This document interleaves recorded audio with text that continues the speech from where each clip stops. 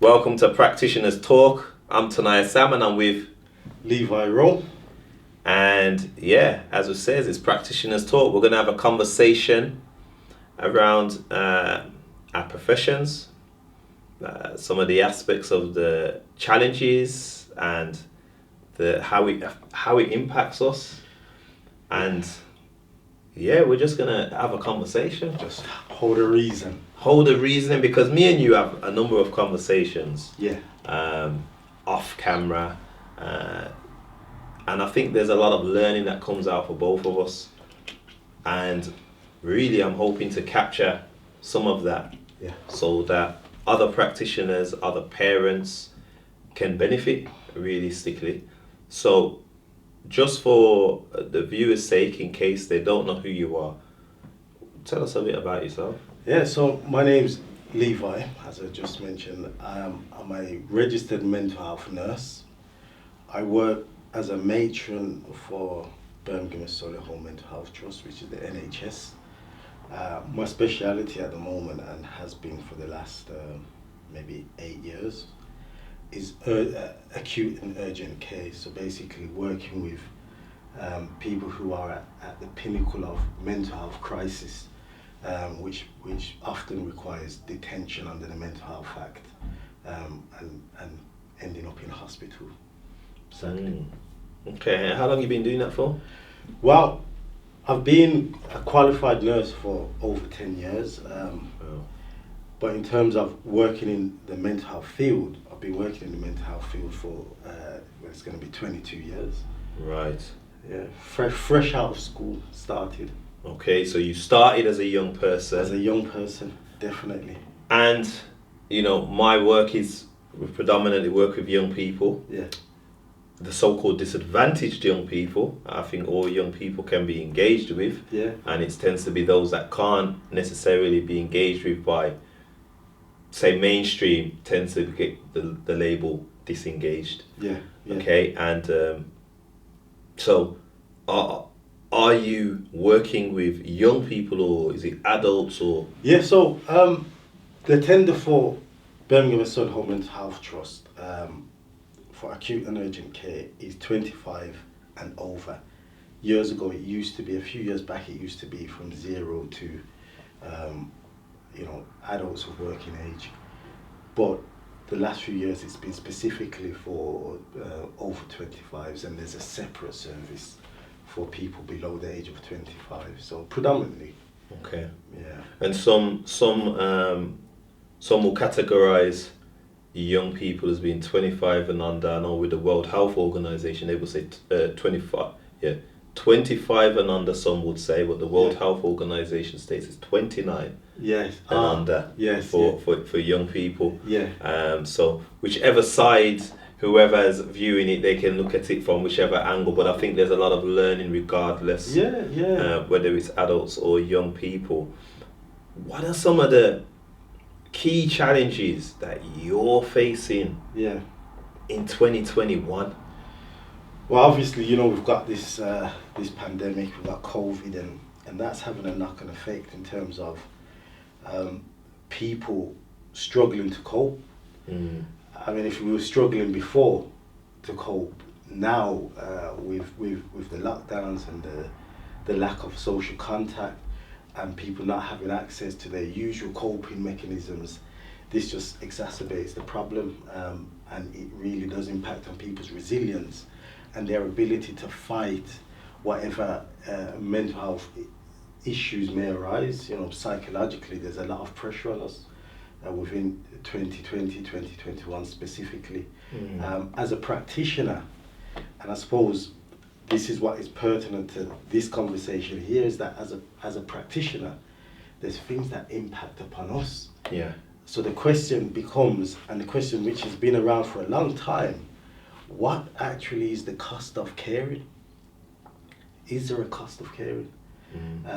And we are not infallible. We're not invincible in terms of the problems that society are faced with. Yeah. They're also applicable to us. Most definitely. And we still have to turn up to work. because there's people who need us to turn up to work.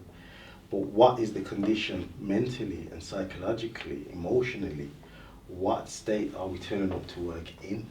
That's a serious question. As you say that, I'm thinking about me this year and the impact. I wouldn't say it's COVID, but actually is going to be connected, and as a result of COVID, with some of the violence that young people that I've worked with has experienced and has dealt out to others. And getting to the stage where in May, June, I lost 3 people. There was 2 murders and a death from natural cause. Now, one was of a close friend, and the other 2 was young people that I've worked with. And even the cost of because I'm still expected to work with young people and be the expert around the unrolled youth. Yeah. But for myself personally, it was a bit of a struggle. Of course. And I've seen it over the years with others, but then it's hit me. And the cost of caring, because as you says, you've got to deal with yourself. You've got to be the best of you in order for you to give your best. Well, exactly. For the young people that we work with, or any service user. Exactly. And that's a very key point, Tanayah, because this whole term and the phrase, the question, which is a bit of a rhetorical question, what is the cost of caring? And we all can answer that differently, and I suppose if we was to ask 100 people, we'd get different answers. But the term was originally, the question was originally posed by a guy called Charles Figley in the 1980s. And he spoke a lot and done a lot of research and coined the term compassion fatigue, which many organizations and industries, we don't talk about this. We know that there's something happening. You just spoke about losing 2, you've had 2 murders. Now, murder is not normal. It's not. Murder's not normal. But I think it's become normalized. It's become normalized. We desensitized to the whole concept and the whole notion of violence. Yeah. So, in essence, that brings about its own trauma for the practitioner. Yeah.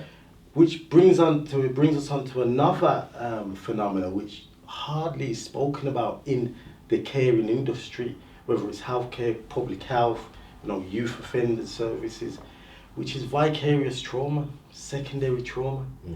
The trauma that is attached to witnessing people endure trauma.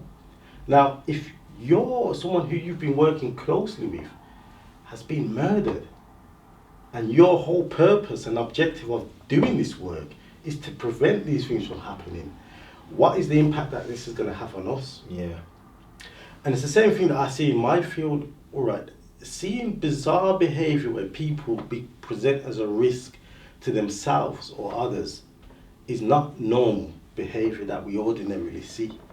If you were to see somebody have a psychotic episode, a mental health crisis in the middle of Asda, right, what would happen? You clear the shopping centre, everybody would run away. But there's a percentage of people in society who are expected to run towards them, where the majority of people run away. So our behaviour, in a sense, is abnormal. It's not what we're used to. We grow up, we've got stereotypes, and when we see bizarre behaviour that we don't understand, it's fight, flight, or freeze. But as professionals, we can't flight and we can't freeze. Yeah. The only option we have is to go towards it, which is fight. So how does that fight project? How does it manifest when we're struggling ourselves, but we still got to turn up to work, and we still got to face challenging situations, challenging environments, challenging people, challenging families, right? How does that manifest, and what is projected? Because psychology would tell us that 95% of the human behavior is projected from the subconscious. So we're turning up to work, and do we really understand what it is that we're projecting? And what we are projecting, how does that help or the situation that we're trying to provide a solution for? Yeah. Now, for example, I'm working in a mental health unit and there's a volatile situation and I'm feeling anxious because this behavior is not normal and this person has the potential to cause danger. But my reaction is just like everyone else's: fight, flight, or freeze. If I'm not self-aware of how I'm presenting to this situation, what is it going to do to him? Do you understand? That patient, he's going to seem threatened by my whole intervention. My intervention should be, listen, calm down, let's try and get through this. But if I'm not in a good place, what's it going to do to... Of course, yeah. And it's the same. And that's the same out there on the streets. It's the same. So a young person who's feeling, agitated, and they've got a knife on them. And we've had situations where a young person's agitated, and he's got a gun. He's got a gun. Exactly. And you've got to calm that situation down. You've got to calm it down. But in order for you to calm it down effectively, you have to create the environment within yourself that is conducive and almost therapeutic. Yeah. A therapeutic tool. You are a therapeutic vice that is trying to intervene with the madness that's going on in society. So it becomes, the question is, when we're talking about the cost of caring, it's about what are we doing within ourselves in order to sharpen our tool. It was I can't remember the quote, and I love the quote, but Lincoln. It says, if you gave me an hour to chop down a tree, I would spend 45 minutes sharpening my axe, sharpening my tool. Now forgive me if it's the wrong person I've quoted from, but you get the gist. That it becomes fundamental that we start to work on ourselves more than anything else. Most definitely. Do you understand? Yeah. And this year has highlighted that to me more than ever.